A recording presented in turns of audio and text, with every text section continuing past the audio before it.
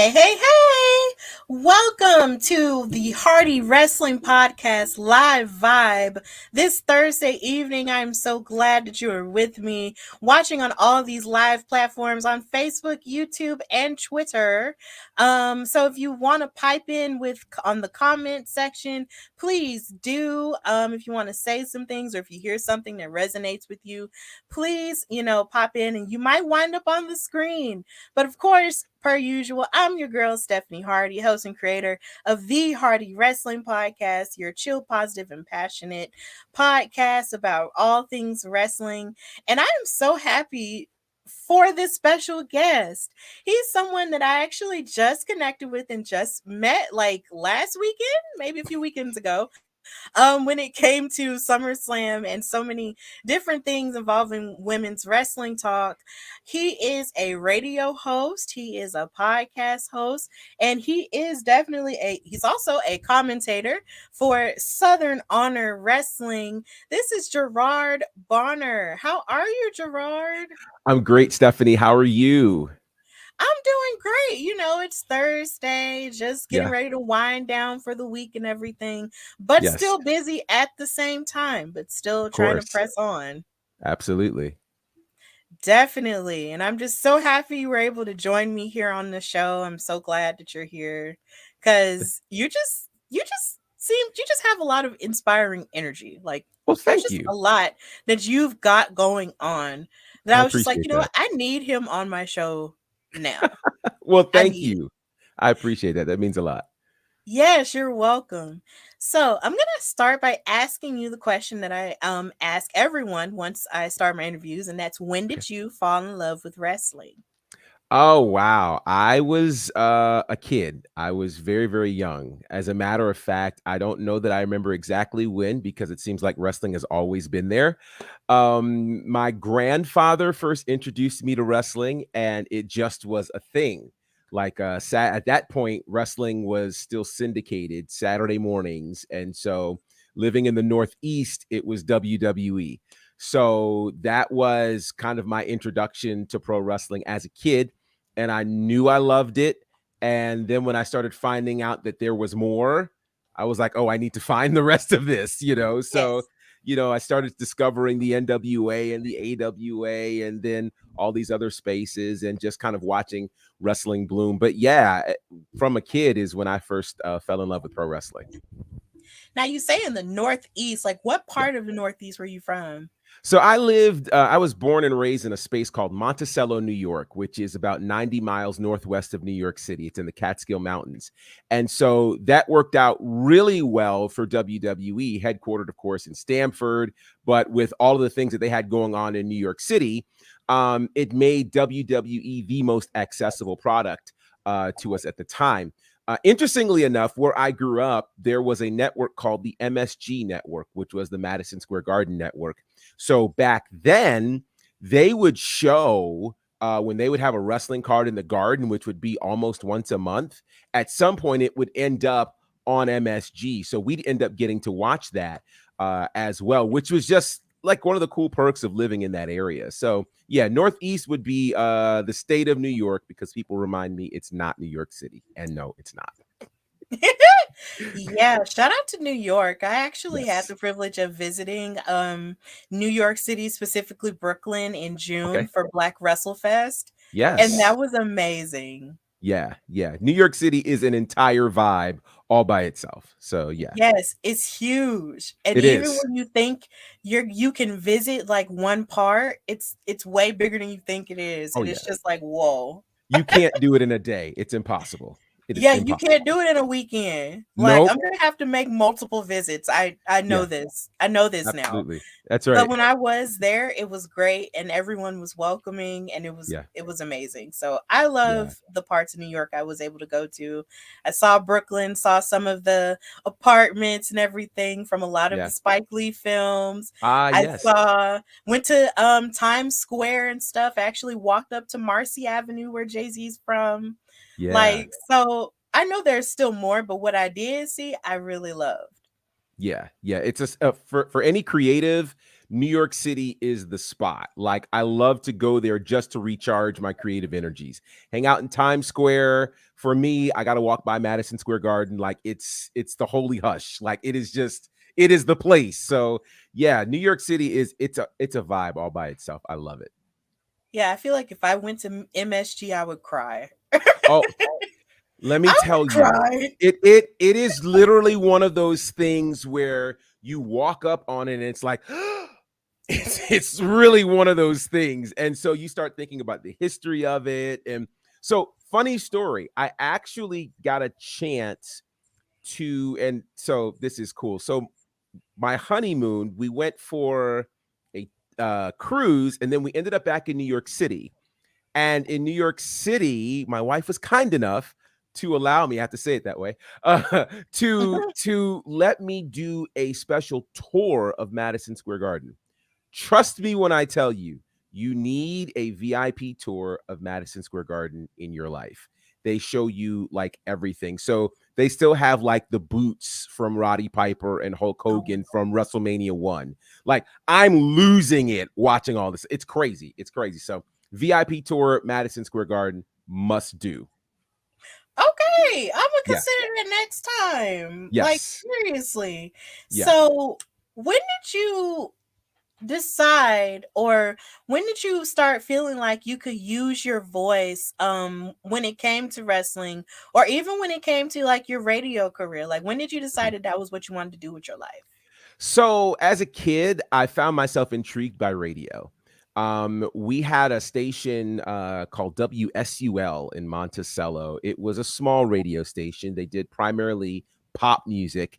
And I was just always so intrigued. I was so intrigued that in the sixth or seventh grade, I think it was sixth grade, they actually would have the people who would do the announcements on the PA system. And so I was the guy that tried out for that and got it at sixth grade. Now, in middle school, you were only supposed to do that in seventh or eighth, but I'm doing it in sixth. And so it was just, I was always intrigued by the behind the scenes piece, the power of the voice, that type of thing. So I was always involved in things like that. And yeah, as time continued to progress, just realizing what your voice could do, being involved in music and all that type of jazz. But then I ended up getting involved in radio, gosh, man, several years later after college. And that really kind of led to the whole trajectory of, wow, you could really do all of this in terms of what you do with the voice. Now, the funny part is, as a kid, I had wrestling figures and all that type of thing. So I'm making wrestling matches and I'm commentating the wrestling matches as a kid. Like it's just what you do, right? So I did not know how much that would ultimately help me growing up in this line of work at this point. But yeah, all the way back in sixth grade, I knew I loved using my voice, from announcements to radio and all of that stuff. Yeah. Yeah, I feel like that's kind of how it starts a little bit. Sometimes it really does start for people, when they're really young. Right. For me, it didn't start when I was really young. Okay. Mine started only 2 years ago, but either Got you. way, but somehow or another, I feel like my life has prepared me in a sense because, of course, of some of the stuff that I was made to do or taught to Yeah. do naturally because my mom wanted me to sound like I had some sense. My Right. grandma set me up for speeches at church. Yes. So either way, and then of course you have school. So either Right. way, you feel like their life sort of prepares you for what you're meant to do in a It does. sense, It even does. even when you don't know Right. Right. No, where I you're totally supposed agree. to Because I didn't know at the time, that I'd be doing radio, that I'd be doing pro wrestling. I didn't know any of that. It go. was just, I like this. But you're right. Our parents, our forefathers, they tend to set us up in spaces so that we can actually have those things used and we can get accustomed to it. And so then when you step in these spaces, you go, oh, yeah, I have done that before. That does transfer over. So, yeah, it makes perfect sense. Definitely. So it seems like you started your radio career very early and then you sort of kept it going, throughout your life. Mm. So who would you say sort of inspired you, as you were going through your radio hosting journey? Like, did you have any examples or any, DJs that you heard that you liked? Or you picked out any favorites as you were growing? So it's funny. I talked about WSUL, which was kind of the station there in Monticello. While I was living in Monticello, there was also a station in Poughkeepsie, New York, which was about 60 miles south of that. They had the dope music. Like SUL had, the 80s pop, which has its place, by the way. Oh But I yeah. mean, the more urban music showed up on the station out of Poughkeepsie. And then on the good days, when the signal was right, I could actually catch some stations from New York City. So we'd catch WBLS. And by then it was like, whoa, New York radio is a completely different ball of wax. So just hearing how, they would introduce songs, hearing how they would specialize in premiering songs, doing world premieres and all that type of stuff. So that what that did was it really gave me this idea about the power of breaking songs. That's what radio certainly used to do, still does sometimes, but now it's more internet. But radio was primarily for doing that. So that's something that I started taking with me, wherever I was going in terms of radio. Like, okay, how can we use this platform to introduce new artists, independent artists, and the like? So that's kind of really where all that ended up starting for me. And I just kind of ran with it from there. Okay. So Yeah, basically, you did take learning from these stations and just sort of take it with you and let it run. Now, absolutely. I know for me, I loved listening to the radio and I still do to a certain extent depending on my mood. And Sure. I know a lot of people when I first started podcasting, I do a lot of attention to the DJs or to the personalities that are on there. Yeah. And I loved everyone like on Hot 1077. This is here in Birmingham, Alabama. Okay, sweet. That's where I'm from. Yeah. So, I love Tasha Simone, Hmm. and I also loved Kim Moore, who Yeah. I believe is still on 98.7 Kiss FM. And Nice. I did love Tom Joyner. Of course, he's retired now. Legend. Yes, Legend. legendary. Had no clue Hmm. how legendary he was until I got a little bit older.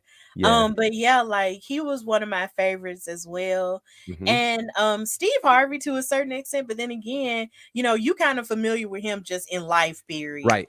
Before Absolutely. before I knew he even had a radio station.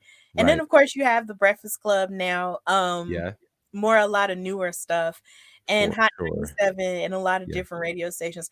Like and I know there's one radio station called The Wave in Los Angeles that I really love too. Hmm. I listened to that all throughout, the time I was in LA. So I Yeah. love radio and I Yeah. love, picking out people whose voices I become attached to, and Yes. how they introduce, songs and stuff like that. So I love radio and Yeah. the personality and I sort of just started taking a little bit from what I learned from them, from Hmm. listening to them all these years. Oh, and Michael Baisden. I love me some Yeah. Michael Baisden. He's really good. He's so He's good. so good. Like, oh, Oh, I remember I would listen to him at work and the way he would tee up conversations. And of course, when you're listening to urban radio likes more music than conversation, unless you get the right topics. You get the right topics, we can listen all day. Bazin was brilliant in getting the right topics, teeing them up, making us interested. Like it was, oh gosh, yeah, I love him. Love him. yeah, I miss him so much. Like Yeah, me and my mama, and then my sister later on would listen to him in the afternoon when we come from school, yeah, and he would just be so popping. Like when it comes to any of the subjects, like, and then it would make us to go to talking in the car. And they right. actually met him at an event at a Hot Nice. 1077 event when he had Nice. his own radio show. Yeah. Like that was so cool for them. I didn't get a chance because I had stuff to do because I No, was I in high understand. school at the time. For sure, for But sure. they were so lucky to have met him and he was like somebody that inspired me too. Yeah, So it's just I just love all of those people like when it comes to radio and even now to a degree. yeah. But yeah, I totally respect that. Thank you. So when You mentioned, wow. I'm just so excited right now. Awesome. So you started, so according to your Instagram, it says that Mhm. you sort of started your radio career a little bit like around 2004. Yeah, that's about right. Trying to remember that. I think that's Professionally? about right. Yeah, yeah. So what happened was okay, so let's backtrack. Let's go back to 1996, 1997. Mm-hmm. I'm in college, and um so I was working with, so remember 96, the internet was just kind of starting in terms of being able to have some entertainment on there and that type of thing. So I was involved with a website called gospelflavor.com. The Mm-hmm. design of this website was pretty much to provide news, entertainment, information, and faith-based music, which did not exist in 1996, 97. So we did that. It was popping. It was really cool. By 2004, some folks in Virginia Beach, which is where I was at the time, they were aware of the station. I met them at a concert, a live recording, and they realized who I was, and they were like, "We would love to have you come do a news segment, like a 15-minute entertainment segment on the show." I'm like, "Great, that'd be awesome." The first day I went to do it, people started calling in. It turned into a 2-hour thing. I was like, "Wait, how did this happen? I'm only allowed it for 15 minutes." So that ultimately turned into me becoming a co-host on the morning show there, and did that for about, oh god, probably 3-4 years, and won some awards and things like that. But yeah, that's how the official professional radio career started back in 2004. Okay, so you started on a gospel website like Yeah, gospelflavor.com. I yeah, have a nerdy question to ask considering you said that was in the 1990s. yes, I was a young child and gospel was really the first genre I ever listened to because my parents and my grandparents only wanted me to listen to clean stuff. of course. Um were you was hmm How was the landscape of gospel and how did that change, of course, when Kirk Franklin came on the scene? Because that Yeah, was really the first gospel artist I was exposed to, as a younger person. sure. And I know anytime I would hear Stomp, even to this day, I will Hmm. still dance and just stop Yes, everything. yes, So, how was the landscape of gospel music at that point? We're getting a little bit off topic in terms of yeah, wrestling, but all I good. don't care. This is my Yeah, show. So, it um, is totally. so how was the landscape of gospel back then when you were on gospelflavor.com, and how did that change when it came to more urban contemporary gospel music? Yeah, so 96, 97. Boy, we could go on a whole clinic here. We start talking about gospel. 96, 97. Obviously the massive launch of Kirk Franklin and God's Property, Stomp, all of that jazz. And really the 90s was a major movement for gospel music. It started getting a lot of crossover appeal. They also started to have a lot of mainstream labels pick up gospel divisions, which was kind of unheard of prior to the 90s. So, that really revolutionized what gospel music looked like. And the urban side really began to grow by leaps and bounds. Kirk Franklin was definitely a big part of it. There were a lot of other artists that were a big part, Fred Hammond and a lot of other incredible folks. And it inspired a really neat movement to happen as well. So when Gospel Flavor came along as the internet portion of that, that really was, again, revolutionary because the record labels were just like, oh, snap, there's an internet outlet that's credible, that's talking about this. Let's run with it. So really the space of gospel music during that space, it was major. I mean, think about this. Kirk Franklin and Stomp was being played regularly on MTV. Wow. Like, we have to process that, right? That's, even today, you don't hear, regular gospel music of any form being played in these kinds of spaces. So Kirk is being played on MTV, regularly on their countdown. That song got nominated for an R&B award for the Grammys that year. Like, it was bananas, and it really just kind of opened up the realm of what gospel music could do on a mainstream platform. So yeah, it ushered in a lot of new spaces for gospel in the 90s and progressively so. Man, Yeah. I bet to be Crazy an times. I bet to be an adult and witness that was just insane. Yeah. Yeah. Well, I mean, even being and just watching the evolution of all of it was crazy. And you know, being watching so it's funny because and wrestling and music and all these things are so similar because as Yeah. industries change, there's always this percentage of people that embraces the change and another percentage that's like this is the worst thing ever, right? You Yes. know, so that happens in wrestling and it happens in gospel and it's still happening in both.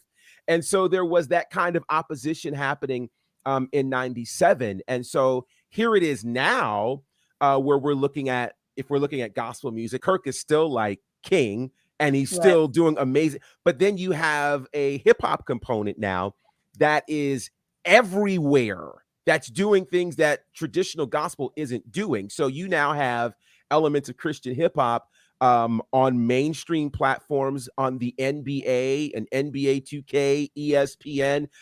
There's a song called Coming in Hot from Andy Mineo and Lecrae, which went crazy viral on the socials. People using it on reels and all. Truist, the bank just picked that up and they're using that in a commercial now. So it's Right. crazy just to see how all of this is evolving. But like I told you in wrestling, there is still a whole component like people who hate it and they think it's just the worst thing in the world. And yeah, so Yeah, and then even in wrestling, Raw's old theme song was actually by a Christian artist. And NF. I didn't know that Mhm. until Josiah Williams, shout out to him because he Shout actually out did to the theme him. song for Yeah, the Hardy Wrestling podcast. You know, he's the man. I love yeah, him. he retweeted and said that that was a gospel rapper, and I was like, "Are you Right, serious? Really? right. Like that was extreme to me." And that song Hmm. was fire, you know. Yeah. So, and then before it was the Raw theme song they used in a vignette for Bianca Belair, and I Hmm. was just like, "This is perfect." But Yeah. I wasn't ready to find that out, and when I did, I was like, "Whoa!" It's But pretty yeah, we can shocking talk about that like all day. for But sure. yeah, what would you say is the best advice that you got, as you were starting your career as a radio host? Wow.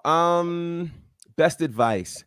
I would simply say it was just being true to myself, you know, um, because the challenge in those spaces is you see other people doing things and you almost think, well, if that's how they do it, then that's how it should be done.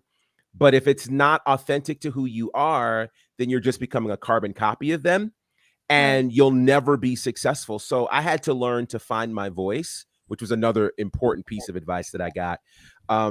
Because it's funny, I remember recording some of the things I did in early days, and then I'll go back on occasion and play it and go, eek. Like that's horrible. But it takes time to find your voice, you know, when you find your voice, become comfortable with your style. And again, it's about being yourself. And so that ended up proving to be helpful for me because when you're authentically you, there's always going to be an audience that appreciates it. Definitely, and that's really good advice for anybody in anything, really. Like Yes. not even just in podcasting or in radio, but just in life period. Right. Like, you Absolutely. know, I believe it was I just read this quote on a Facebook status from last year. It was Mr. Black from the Jobber Tears podcast. Shout out to them. Yeah. Yeah. He said, when you're dope in real life, you'll be dope in everything else.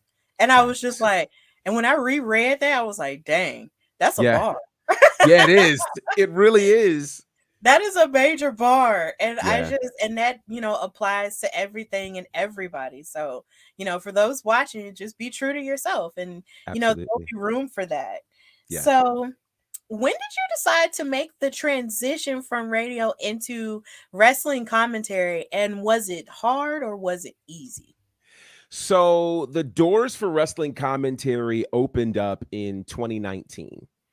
Mhm. And in terms of whether it was easy or hard, I don't know that it was hard. Um, I'll go so far as to say, well, let me back up. I have to tell you the story of how it happened, Okay. because the how it happened is where, so I've always been trying to figure out how to get into commentary and into the wrestling business, but never really knew how. And, there aren't just like job openings, right? That you can find No. on Indeed for this. So it's really about, ended up in the right place at the right time. So ironically, I ended up getting for my birthday a uh a 10 Groupon of 10 passes to DDPY, which is Diamond Dallas Page's yoga performance center here in Atlanta. So Hmm. I went top of 2019, and as I was going, I loved it. It was great. But I started seeing on the wall the sign or the logo for AEW. And I'm like, huh? What is that doing here? Now, this is like the launch of AEW. What is that doing there? So I ended up finding out that DDPY was actually the space where they were shooting vignettes and they were shooting promos for AEW. Crazy. Well, it got crazier because then I found out that they were running a wrestling promotion um, out of DDPY. The folks that were there were running it was called Southern Honor. So I was like, cool, they're running these shows once a month. And so I finally ended up at a show in September. So in November's show of 2019, I meet the commentators. The problem was one of them didn't show.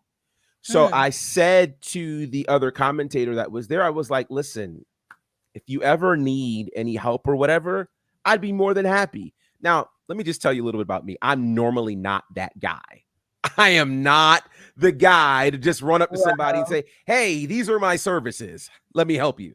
But it was just kind of, what I call 5 seconds of courage, right? You need 5 seconds of courage to make a decision. That's all you need. Once you do it, then you can just grab another 5 seconds from somewhere else. So I went on, I told him that, and I figured he's not paying attention, good convention talk. Oh, yeah, sure. I'm like, all right, fine. The next month, I get ready to go to the show. I had a really crazy day that day. Got to the show. 30 minutes before the show, I walk in and the booker is meeting me at the door. And he's like, we've been trying to contact you all day. I was like, wait, what are you talking about? Apparently, they had been trying to DM me. I hadn't been on the social, so I didn't know. And this is the next thing he says to me. He says, do you want to call the show tonight? Uh, yeah.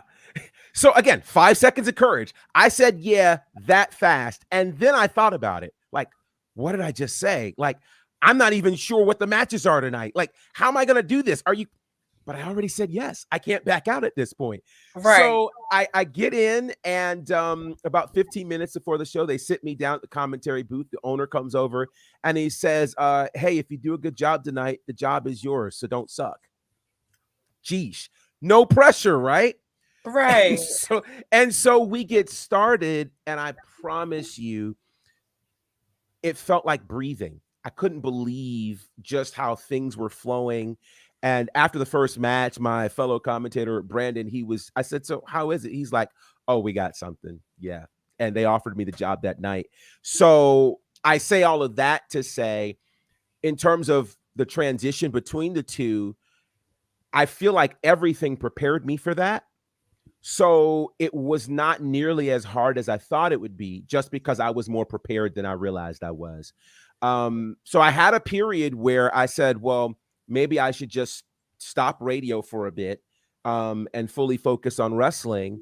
But it didn't exactly happen that way. So I'm actually still doing both, which is pretty cool. But for me, pro wrestling, being able to do this, it is legitimately, of all the things that I do, it is the thing that I think is the easiest for me to do. And that actually scares me. Mm. It It scares me. scares you. It scares me because I'm preparing for everything. When I do commentary, I get prepared, all this type of stuff. But I've never had something come this easy to me in terms of my ability to do it. And so that is not a braggadocious statement. It just scares me because I'm used to having to do all of this preparation and then talk myself up and all. No, it's just like, let's go. Let's go. So I'm grateful. So in terms of the transition, not a hard transition at all, because I realized, like I was saying earlier, all of these previous things prepared me for this moment. Yeah, see, for me in commentary, like, it wasn't so easy for me Okay. because I hadn't done it before at that point Sure. either. Yeah. And I had only been doing podcasting and hosting. Got And you. I was just like, okay, I don't like, but the opportunity for me came through Miranda Morales, who's out in Okay. Arizona. And Nice. she's a podcast host, and she was friends on Facebook with Casey Dillon, who Okay. was starting a female wrestling promotion, the Belladonna Division in Gaston, Alabama, which is Dope. about 2 or 3 hours away from me. Okay. And I was just like, and she basically, DM'd me the information. And I was just like, because she was looking for somebody and nobody else had responded to her. And I was like, Wow. maybe I should try, just Yeah. to see. And so I told Casey who I was, messaged her, gave her all my, credentials at that point.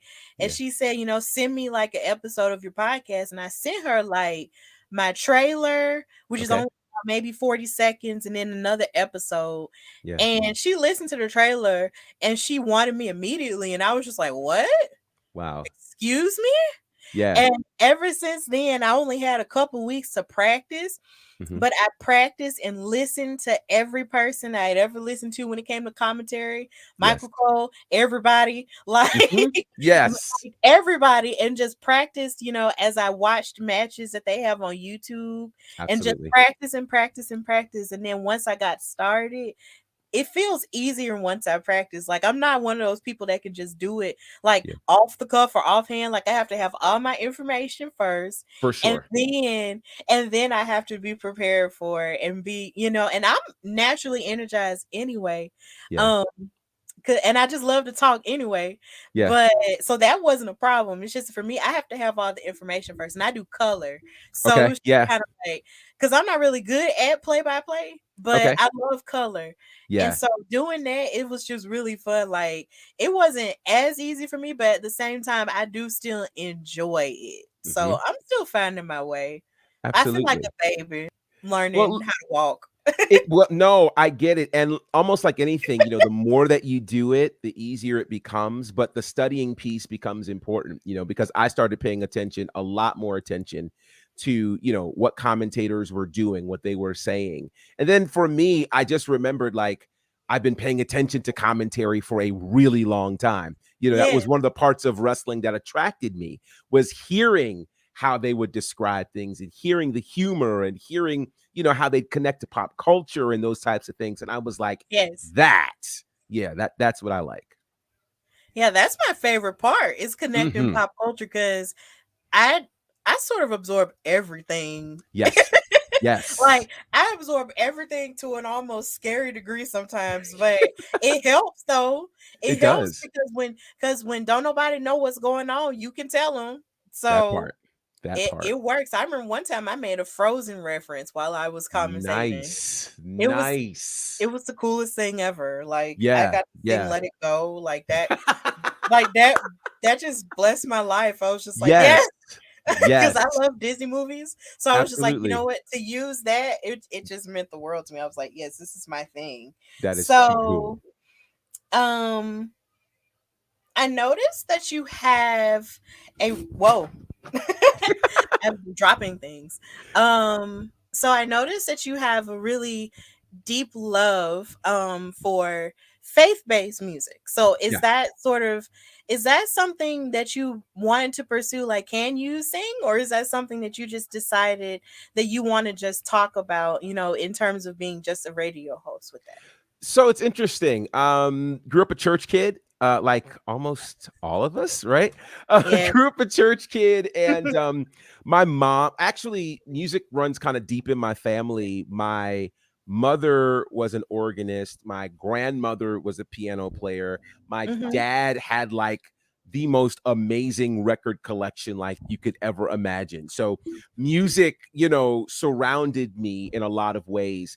And growing up as a kid, I loved music really of all forms. But much like you were mentioning how our parents wanted us to listen to clean music, my parents inundated me with gospel music. And so that was cool. And obviously I snuck other things in. That's just what we do. Hmm. And so it's what we do. I'm wearing a Prince shirt. So, Yes. like for me, it's funny. I love faith-based music. I love all forms of music as well. But it's just interesting for some really cool reason, I've been given the opportunity to be able to have a voice in the spaces of faith-based music. And so I bring all of who I am to it, so it's not a space where we solely talk about that. I like to really look at its relevance to the rest of the music field. So, I do talk about that on the socials. I talk about a bunch of things.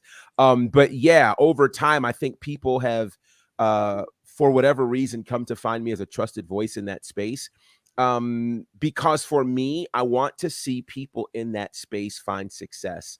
I think it is one of those genres that certainly has a quality message to it, but it's been challenged in terms of how it presents the message and then its relevance in mainstream contexts. So, for me, it's like, okay, well, how do you take something that is that solid and use these other spaces to actually allow people to know it's there? Mhm. So I try to use things in that regard. Now, fortunately for me, I'm involved in other spaces in terms of music as well. So it does give me opportunity to talk to other folks and connect with other people and things like that. But I think as a church kid, I've always got a soft spot for the faith-based community and wanting to see it find a degree of success. Definitely. Like, I Yeah, totally feel that. It's yeah, so funny you talked about, sneaking and listening to music. I yeah, really didn't do that. Like, it took me a long time to really listen to anything besides sacred music, like a for long sure. time. I get Like, it. I really didn't get into it until I was watching American Idol. Oh, wow. And I know that's Okay. real late, Yeah, yeah, but that's yeah. that's how it started. Like, it Yeah, was really late for me like that. And then yeah. that's when I started actually exploring a whole lot more, and when my parents actually started opening up a little bit more to other forms of music. It was Right. like gospel, Disney music, then R&B, Yeah, and yeah. then everything else. Right. So, like it took a while for me to really like open up to other types of music. It took me a Sure. while to open up to Prince too, because Mhm. ironically enough, my dad is the biggest Prince fan. Like, Wow. he really is. Like, he Yeah, has all of his albums yeah, in vinyl form, had them in cassette form, had yeah. them in CD form. Like, it's like that's almost like a big part of his personality, is the fact that he I loves love Prince. that. I I love love that. Prince too though, because Yeah, yeah. listening to him on my own, it was just like he's just so talented and just so varied in his music. Yes. He's so Yes. varied, and it's just like, man, like, all of this stuff that you were talking about is just so it's still very relevant even now, and Totally. then just how he opened up, um, doors for multiple people and multiple instrumentalists too, and Yes. live bands and Yes. everything, like, he was just the consummate artist to me, so Totally. No, I I totally agree love with that. and Totally agree with that. yeah, I have a pair of Prince shorts too. Oh, Yeah, impressive. from Impressive. Walmart. Hey, listen, we get this stuff where we can find it. So I'm all for it. Yes. I'm It all was on for it. sale. I was so Yeah, glad. yeah. So Your dope. shirt would go perfect with them too, so Excellent. yes. I need other Prince shirts though, because I see a lot of Purple Rain shirts, and I Yeah. need other albums because I just need other album t-shirts, Yeah. because Yeah. Musicology is my favorite one. Oh, So, okay. Dope. yeah. Dope. Very Yeah, his very late in the catalog is discography. but his catalog is so crazy, and I think, we probably didn't appreciate Prince the way we should have, and I think, in his passing, a lot of us kind of started to open our eyes to, "Oh my gosh," like, he was incredible, and even finding out what some of the songs meant afterwards was like, "Oh, that's what that meant." It's pretty amazing. Mhm. So, yeah. Yeah, yeah, yeah. Absolutely. So, how do you feel about radio having a place during the digital musical age, because I'm finding, the more we get off into streaming, it's almost like the less people tend to value radio a lot of the time. Like now, like Mhm. even when you make cars, it's like they put the radio in there, but then they also give you more of the option to like plug in your phone and Sure. listen to like streaming services and stuff like that. Yeah. So how do you feel radio still has a place in society even as we're sort of moving away from it and people sort of question, where, like, what the point is of it? Yeah, it's interesting. There are some stats that proved, and I think this report came out about 2 years ago, that still 95% of people get their information musically and otherwise still from radio, terrestrial radio, which is interesting. So, radio itself, I think, has evolved in many spaces. So, one of the things I was able to do was I have an internet radio station, and internet radio in itself is one of those spaces that started challenging what terrestrial radio looked like, to the point where now terrestrial radio, if you're a station worth its salt, you have a website and you're streaming Right. digitally, because you realize the expansion of your audience in that regard. Um, I think radio will always be relevant as long as they continue to be cognizant of how they get their content to people. That's the way that it goes. So for all that streaming services do, and they do a lot, and for all that social media does, I think that radio has to be connected enough to still provide relevance to people. So they have to still be able to provide news, provide information, provide exclusives that you might not be able to get solely on streaming services. So radio itself, if it stands in a space of being able to inform and tell people, hey, here's what's coming out, here's what you can look forward to. That's a thing. The other thing where radio has a chance to win, where streaming services may not, is radio still provides a space for conversation for consumers. So you can't call up your streaming service and have a conversation about Angela Yee leaving the Breakfast Club, right? You can't No. do that, but you Who can would do you? that on your local radio station. You know what I mean? I mean, so that is, which that's a piece of news in and of itself, right? Who But Jesus? and a big piece of news, Sorry. right? So no. But it's just that, right? Radio has a space, if they use their space well, where they still have a voice in the community, and they still allow. Because here's the thing: average people, everyday people, love the idea of hearing their voice in mass media. So if you can call a radio station and have your comment play, or you can, call there and win a contest to get tickets to a concert, like that's a big deal. That Yes. has never died. That No. excitement has never died. And so I think as long as radio continues to remain relevant in terms of how they present their content to people, we'll always be talking about radio in one form or another. Yes, it's so funny you brought up winning stuff on the radio. That happened to me last year. I won tickets to the Magic City Classic. That's like the biggest Ah, HBCU game here in yes, Alabama yes. that way. And then what else happened? And I've called in successfully on the Breakfast Club at least 10 times Oh, wow. That's within the impressive. past 2 years. And Wow. I love listening to myself. It's something that used to scare me, but Hmm. now it's just like anytime I try to do, it's almost like a sport. Like Yeah. depending on what subject they're talking about, Yeah. I just be like, I'm gonna call in, I'm gonna try. And it's hard to though, Right. because it be so many folks, at a Hmm. time listening to them all over the country, and I get it.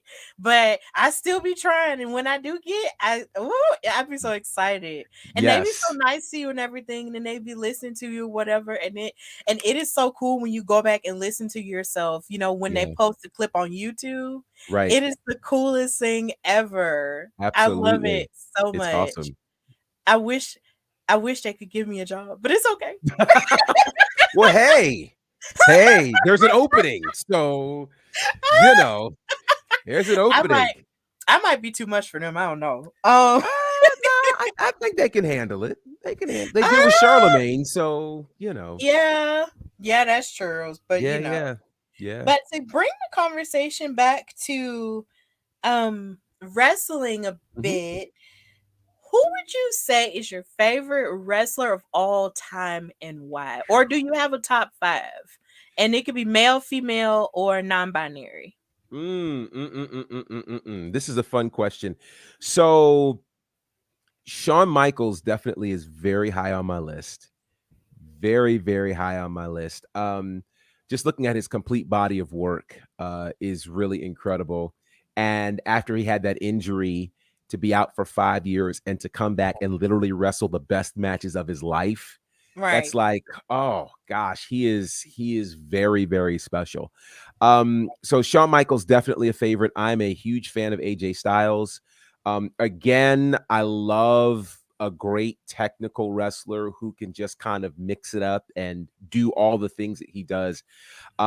He's fantastic. Now it's interesting because I almost compartmentalize certain things when it comes to wrestling in terms of my favorites. So I love them. Lately, I've really been paying attention to the impact of the African American wrestler in this sport for obvious reasons. And so, I look at, my Lord, I can go all the way back to Rocky Johnson and Tony Atlas in terms of what they did in breaking that barrier and winning the tag titles. Obviously, Ron Simmons for all that he has represented in our business. We have to talk about The Rock. I mean, The Rock is one of one. Yes. His ability to uh, come into an industry, to talk, and to then be bigger outside of the wrestling industry than he was inside of the wrestling industry. Ridiculous, Very. insane. It's crazy. I'm a big fan of Daniel Bryan, Bryan Danielson. Like, I just love his work. Had a chance to be there for WrestleMania 30 when he won the title, and that was Mhm. just, that whole moment was a vibe. Like, it was crazy. It's crazy. So those are some of the folks that I like in terms of women's wrestling. Definitely a fan of Bianca Belair and what she has been doing. It has been incredible to, I mean, like, incredible to watch. I think a name that doesn't get talked about enough is Jazz. I think what she did and what she has meant to the business, not just for African American wrestling, but for women's wrestling in general. Thinking about what she was doing, man, against Trish and in these WrestleManias and in ECW and all of these places, like, she's a legend. And then if we're going to talk legends, we have to talk about Miss Jacqueline. I mean, Yes. Jacqueline was beating men and Yes. beating them handily. You know what I mean? So, like, I love being able to think about the impact of what all of those amazing athletes have done for this business. So, yeah, those are some of my favorites. That's a pretty solid list of favorites right there, men and women, Hmm. definitely. Hmm. Like, I find that asking for top fives is pretty hard, or at least it's hard for me to answer because it Yes. changes. So for me, I can only name like my number ones. So Okay. my male favorite is The Rock. Fair enough. Because coming up, he was just the guy for me. Like, he was just Yes. everything to me and still is to this day. Hmm. I will Yeah. never call him Dwayne Johnson. He's The Rock to No. me. Forever. Forever. Forever. Forever. That's it. Hmm. Yes. And my female favorite is Sasha Banks. Yeah. Yeah. Cause Yeah. I Yeah. just admire everything about her in terms of how she sort of goes in and just seeks to learn newer ways, Yeah. to amplify her game, to challenge anybody she's in the ring with. And Hmm. I feel like she's just never had a bad match against anybody. I And it's agree. just like she's just the greatest women's wrestler ever to me. I love it. I And I'll love it. fight. I'll fight you. Like, I don't care. Like, I will fight anybody on that, Yeah. but nobody has wanted to fight with me about that yet. But I'll Yeah. fight you over Her her. catalog is serious. It's It's so serious. serious. And then Yeah. for her to be as young as she is, Right. you know, that inspires me too. It's just like, girl, like, do you know who you are? Do you know what you've Yeah. done? Like, Right. Right. it's insane. It Like, I is. used her match against Bailey at NXT Takeover Brooklyn in a presentation when I was in college for a Wow. communications class. Yeah. So it's serious for me. Like, I oh, and then I That watch match is her, special. and then I watch her and Bianca's match for Clear Skin. Mhm. Okay. just to feel like I can do something, because watching that match, just that's like the wind underneath my wings in Yeah, this business. It just makes me feel like I can do anything now. absolutely. Absolutely. Anything. Like, oh, I love them both so much. I love So that. what are your hobbies outside of commentary and outside of hosting? Oh, hobbies, hobbies. Well, I am a musician. And so I play quite a bit. I love to teach music. I am a math major, which is a shocker to a lot of people, but I'm a math major. And so that just That makes means I sense. can, yeah, it just means I can critically think.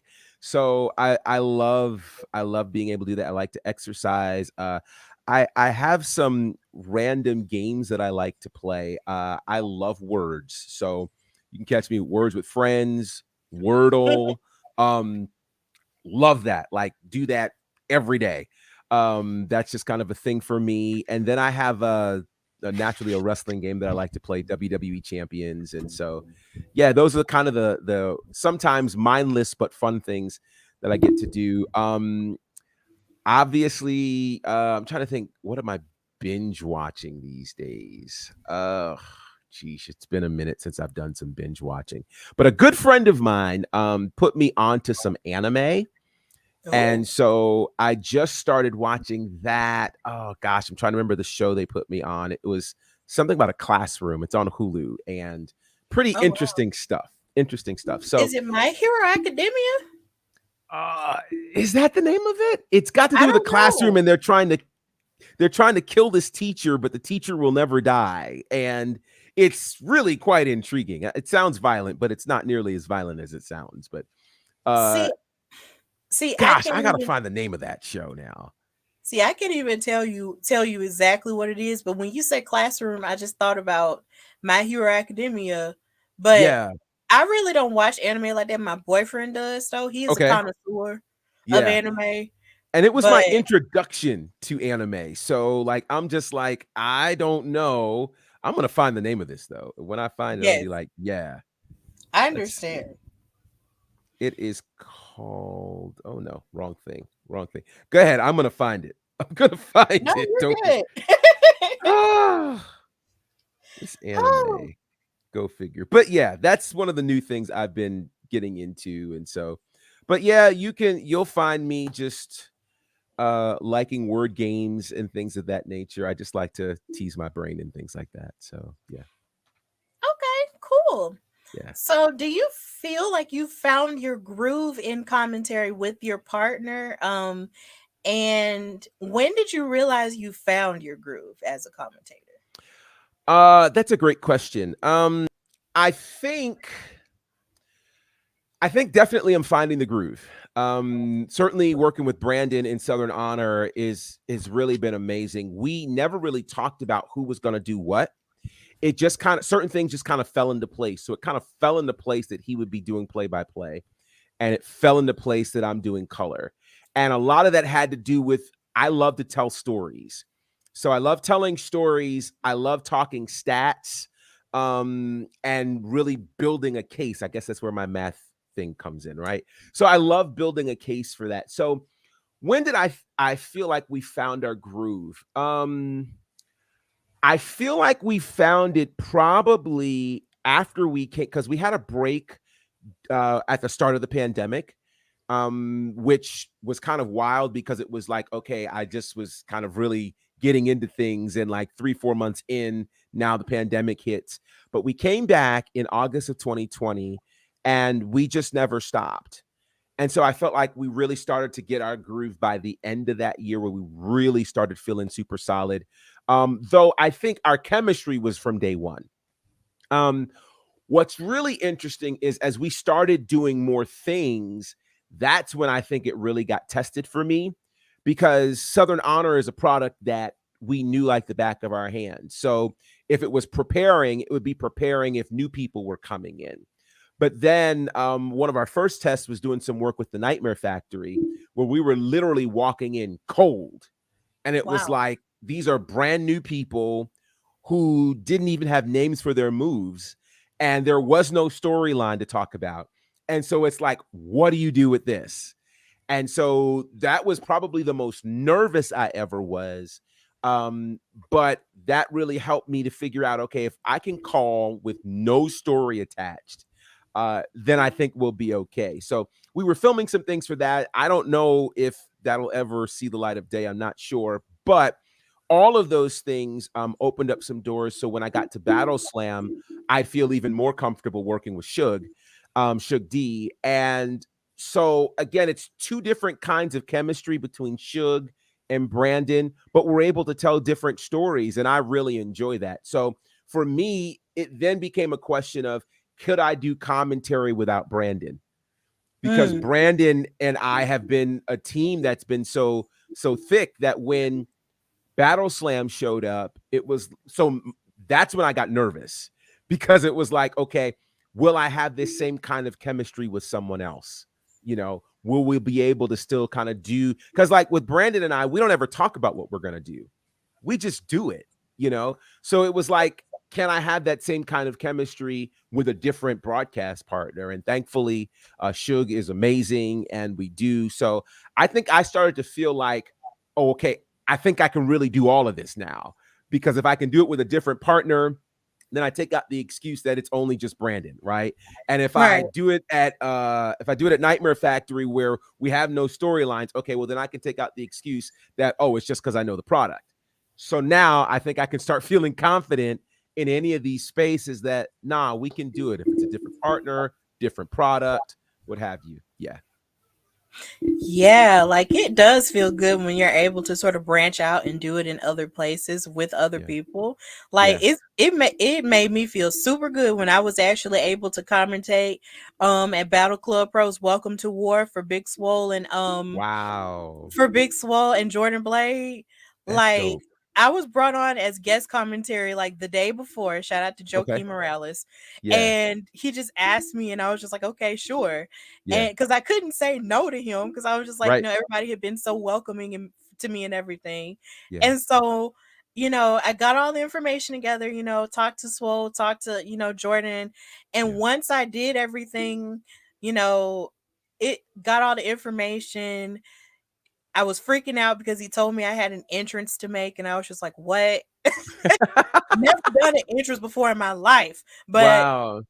I watched everybody else do it, so I was like, "Okay, fine." Yeah. So I did it, and then once I finally sat down and got to commentating, it felt really good. And I feel Good. like now, since I've done it, with Joakim, and since I've done it in New York, that means Yeah. I can do anything. So Absolutely.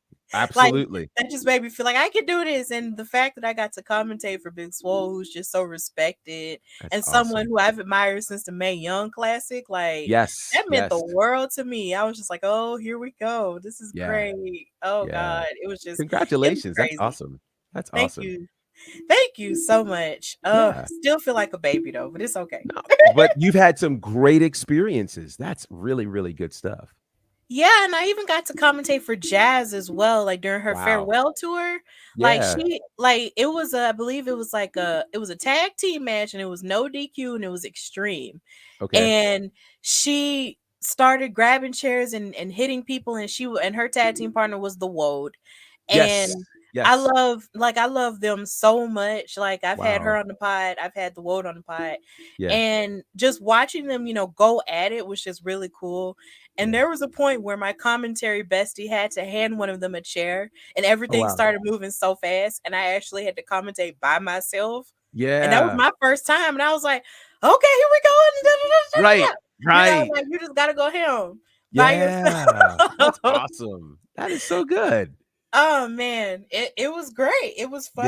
Yeah. And just the experiences that I have been great. And I'm pretty sure Yeah. you've had great experiences too. You Yeah. said you commentated for Battle Slam. What was it Yes. like commentating for Lil Scrappy? Yeah. So, What was wow. that like? Because finding out that he was a wrestler surprised me. I was like, wait, Yeah. what? Yeah. Yeah. Yeah. What was Yeah. that like?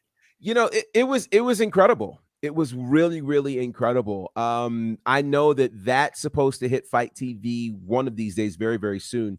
But even the whole Battle Slam experience was crazy, because it was another one of those things that literally just happened. The day before the first Battle Slam, I get a call that says, hey, whoever was supposed to do commentary can't make it. Can you do it? And I was like, sure. I was already planning to go to the show.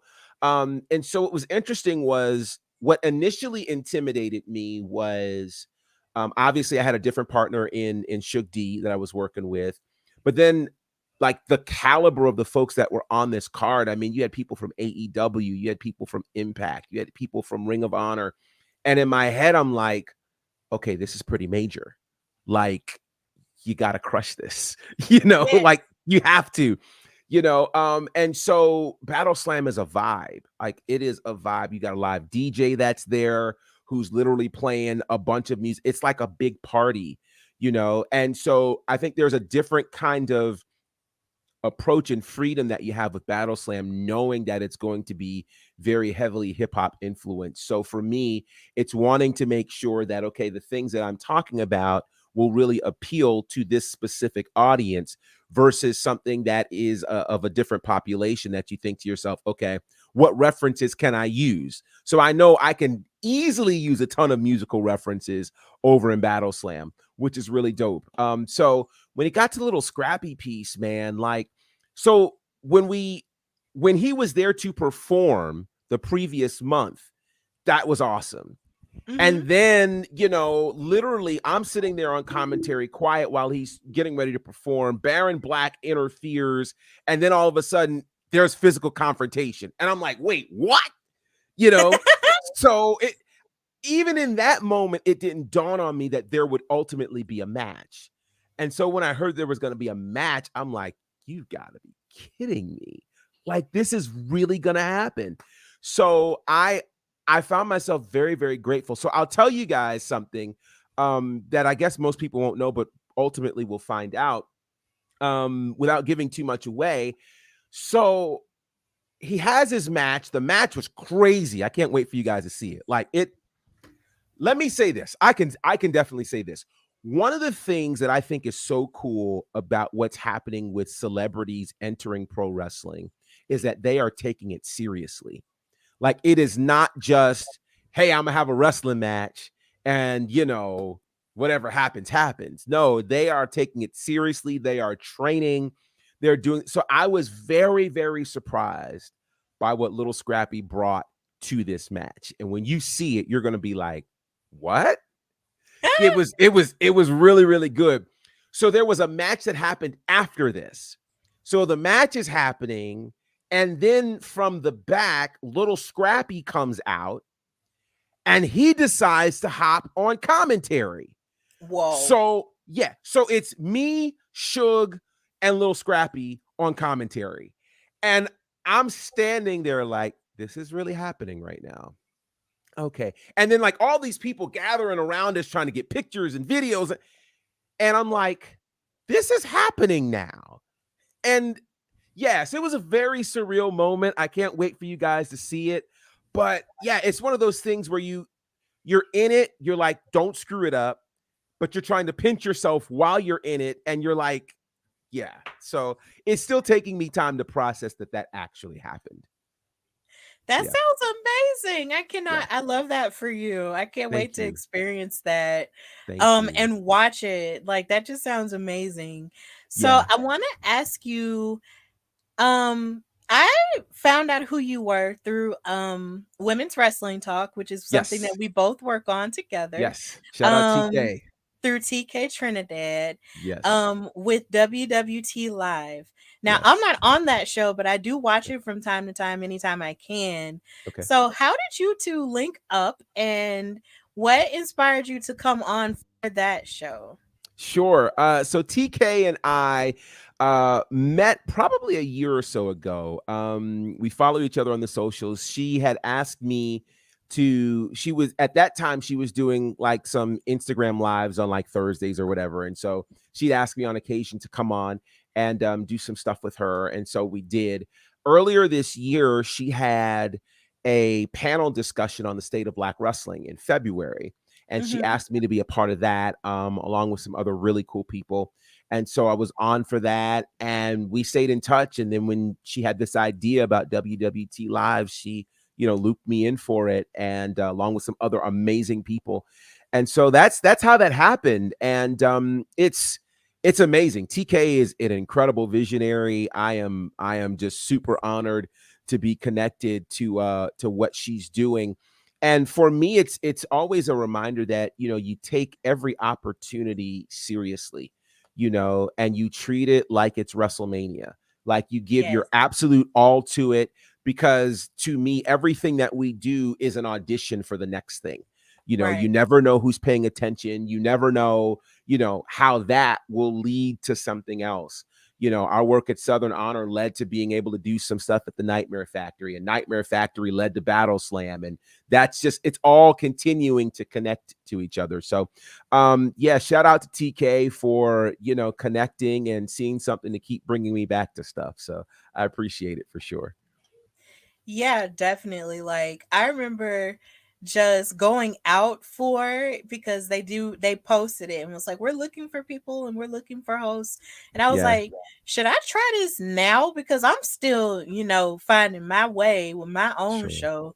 But Yeah. should I try this now? And had seen and was watching TK on AfterBuzz television like before I Hmm. graduated college, Wow. when they would talk about wrestling and when I couldn't watch it. Like that's when Yeah. I, found out who she was.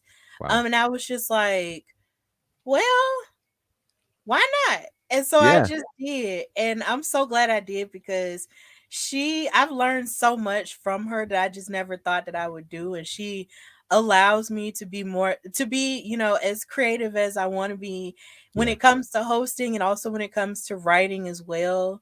And I feel like I've had like a crash course in journalism Hmm. as a whole, when Yeah. it comes to, learning under her. I just feel like she's like my mentor, my teacher, and I Yeah. just appreciate her so much. Like seriously, like I do. And She's amazing. she really believes in me and it's just like, Yeah. oh man, like thanks. Yeah. That's the best. Yes, it is. So, how would you say you feel about the state of wrestling now and what do you think is really good about it and what could be improved? Sure. I think we're in a revolutionary space in terms of pro wrestling right now. I have felt this since 2016. 2016, when we started seeing, obviously 2014, we saw the WWE network. But by 2016, we started seeing, Cody had left. Cody and the Bucks are starting to really do some things. New Japan is now becoming available to us in the States with NJPW World, streaming happening so that now, you can watch wrestling pretty much anywhere in the world, which is incredible. And then we get to 2019 where, WWE goes on to Fox, which is just insane. AEW starts its own thing. NWA has its own show. It's like the new boom of pro wrestling, And so we had the pandemic era, and now we're in this space where wrestling is really, really booming. So in terms of what I think is really good, I think it's a good thing when there are lots of places for people to work. I never thought it was good for there to only be one main show in town. It's almost like if you had only one genre of music, right? Like the world is so creative that we need many different expressions to be able to get that creativity out. And so that's what I think is great about wrestling, is that there are a lot of places to apply your craft right now. It's not just AEW or WWE. You have tons of amazing indie organizations. You've got, of course, what's happening with Impact and the NWA and so many other spaces. And even Wow being on CBS, like mind blowing, right? So it's all of these things that are happening. I love the fact that Triple H is now head of creative in WWE. And the fact that people are now getting excited about WWE again. It has literally been over 20 years since people have been excited about WWE. That's happening now. That means really, really good things. I love what's happening in New Japan. I love all of this. Things that I think that can be improved. Um, I think it's always going. Well, yeah. Let's start here. I think it's always been a challenging space for the African American wrestler. I think the African American in pro wrestling is still experiencing a bit of a renaissance. Like, we have more African American wrestlers, male and female, now than we've ever had in the history of the business, which is a Right. great thing. The challenge with that is, how do we get some of these companies to utilize this talent well? It seemed like certainly there was a period in WWE where, man, this was a great place for African American wrestlers to be. Then it kind of hit a bit of a lull. I think the jury's going to still be out once now Triple H gets the opportunity to do some things with that. But I think the way that that gets fixed in WWE and in AEW is to get people who look like us into those creative rooms. Right. I literally heard an interview today from Jasmine Guy when she was talking about a different world. And she talked about the difference between season 1 and season 2. And she credited the difference between season 1 and season 2 being Debbie Allen coming on board. And Debbie Allen telling the writers, hey, you can't think you just write something and because a Black person says it, that it makes it authentic to being Black. No, you have to go visit an HBCU. You have to go do your research. You have to go and be authentic. So I don't think that these organizations have representation that is authentic, that could reflect how we behave, how we do things, what we say. It's more than just having us rap, right? We are way more than that.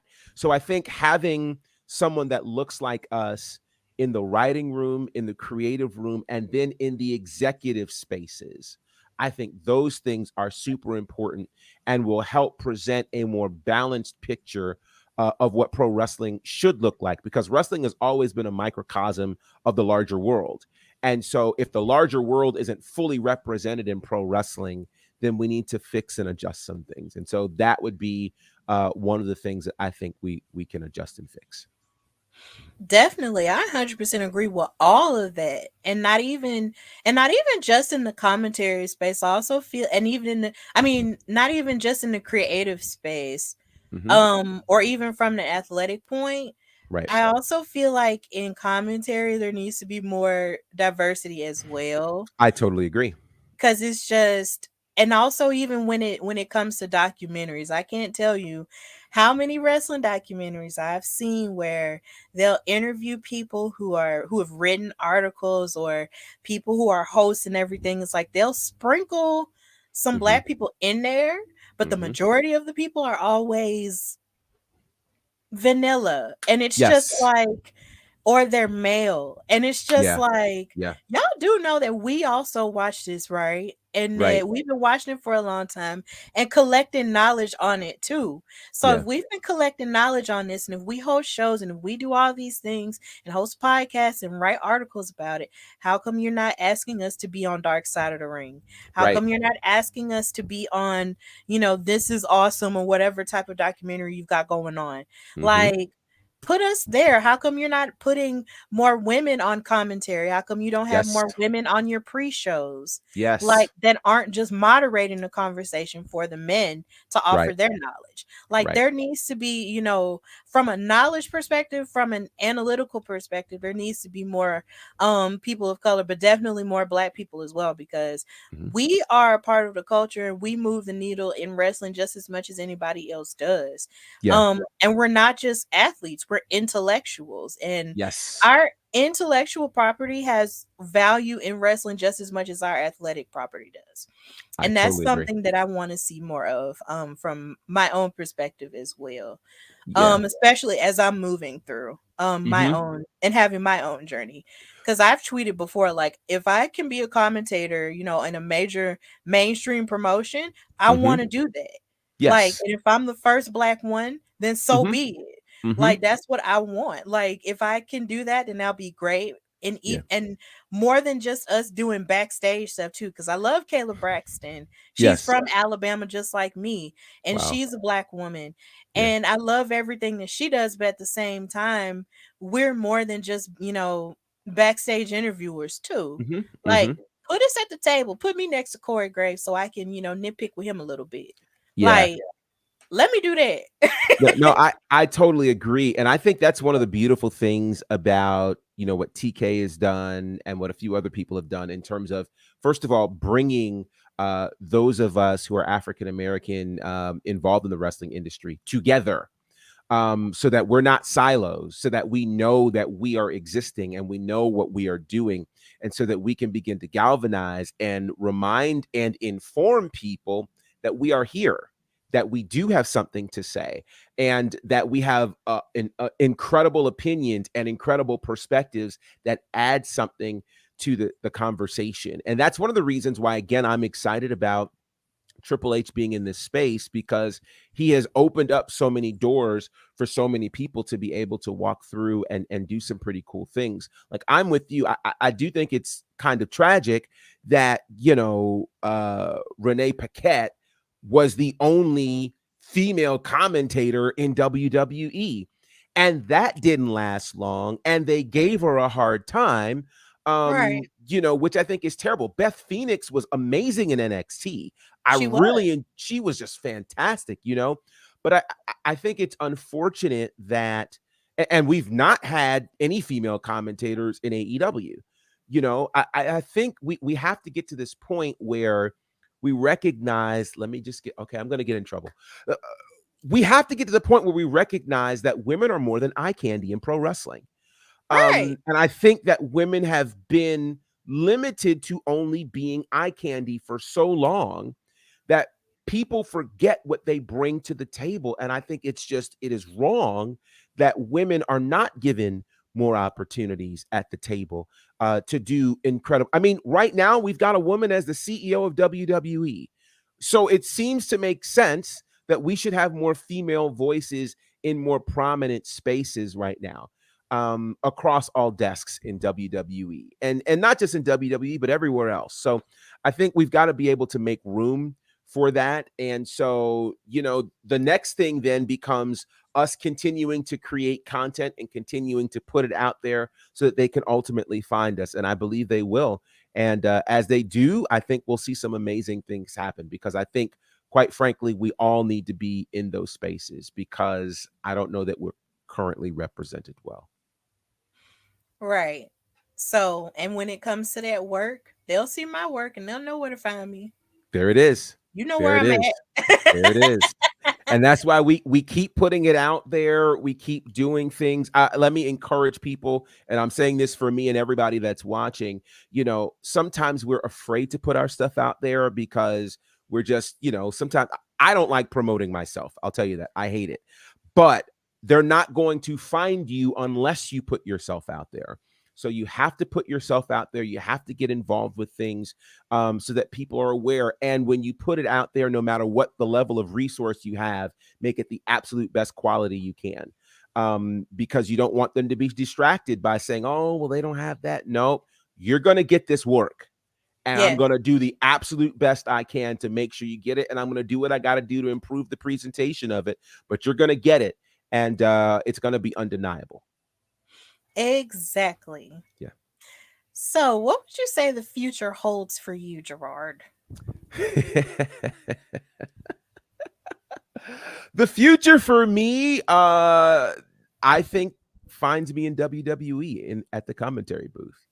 I really do. It is really one of my life goals, and I'm very, very focused on it. I just feel like what I have to offer is something that belongs in those spaces. And so I think it would be incredible to have happen. Now, don't get me wrong. I'm enjoying what I am doing right now in these independent spaces. I think it's amazing. I love that. And I honestly hope that I'll be able to do them both, where I can do WB, because we don't have shows every night. So, it would be kind of cool to be able to do that. But for me, laser focused on being in the commentary booth on Raw, SmackDown, Mania. That is a major focus. Yeah. Definitely. And I absolutely respect that. Yeah. That's what Yeah. I'm focused on too. But I feel Yeah. like even though I'm new, I feel like my focus is about like in 10 different places creatively. And I don't know. Yeah. It just weirds me out sometimes. It's like Yeah. I'm hosting, I'm commentating, I'm writing, Sure. and it's just like, Jesus Christ, where am I Yeah. gonna But here's the thing. There's space to do it all. And I think you Yeah. have to give yourself freedom to do that. Like, for instance, being a part of WWE doesn't mean that I'm going to stop doing the other things that I'm going to be doing. No, I can do that too. So it is absolutely possible. And you never know where the break will come from. So I would say, by all means, do the thing that it is that you're desiring to do. I'm still doing radio. I'm still hosting things. I'm still involved in a lot of other things. But for me, yeah, right now the main goal is definitely getting to WWE in doing commentary, and I'm still going to be doing a bunch of other things as well. But yeah, don't let anybody make you feel like you can't focus on a bunch of things. Where much is given, much is required. So you can get it all done. You absolutely can get it all done. Yeah, that's what I'm learning right now. Yeah, Well, Gerard, thank you so much for coming on the Hardy Wrestling Podcast. It's been such a pleasure talking to you. I've thank you. learned so much. So, would Awesome. you please tell everybody where they can find you and follow you on your socials and tell everybody what you've got going on? Absolutely. You can find me at BonnerFide on all the socials, Instagram, Facebook, and Twitter. I am there. You can check me out on Commentary for Southern Honor Wrestling. We are on IWTV. Our latest show was about a week or so ago. So that show should pop up on IWTV any day now. So definitely check it out. And you can get a subscription there with 5 days for free if you use the promo code SHW. So go ahead and do that if you're not already part of IWTV. Also doing commentary work for Battle Slam with my man Shug D. And Battle Slam, you can check out all of our stuff on Fight TV. Some big announcements coming about Battle Slam in the next few days, including how you'll be able to check out that match with Lil Scrappy and Baron Black. So that should be amazing. This Sunday, I'll be debuting with a brand new promotion called Championship District Wrestling here out of Atlanta. A guy by the name of the Diamond Sheik just kind of went viral with a video he did with Rick Ross. Yeah, so Diamond Sheik will be a part of this. I don't know if Rick Ross is going to show up, but yeah, Championship District Wrestling will be premiering that this Sunday. And if you're not able to make it in Atlanta, I do believe it's going to be streaming on the YouTube channel for Championship District Wrestling. Gosh, what else? BonnerFide again. Check me there.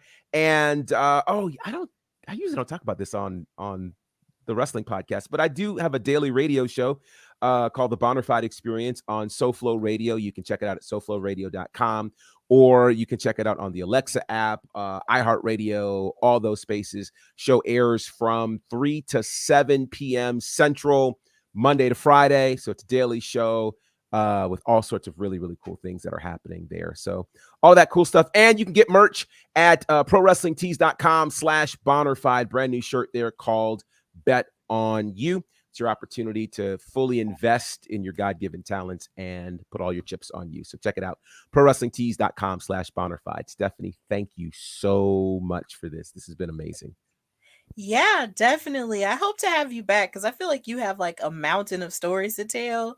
But like there's only so much I could do like in 1 For hour, sure. For but sure. I need to have you back because I feel like there's still so much that we could have talked about, like even Yeah. there. But either way, Whenever you want, just let me basically, know. yes, definitely. I'll message you.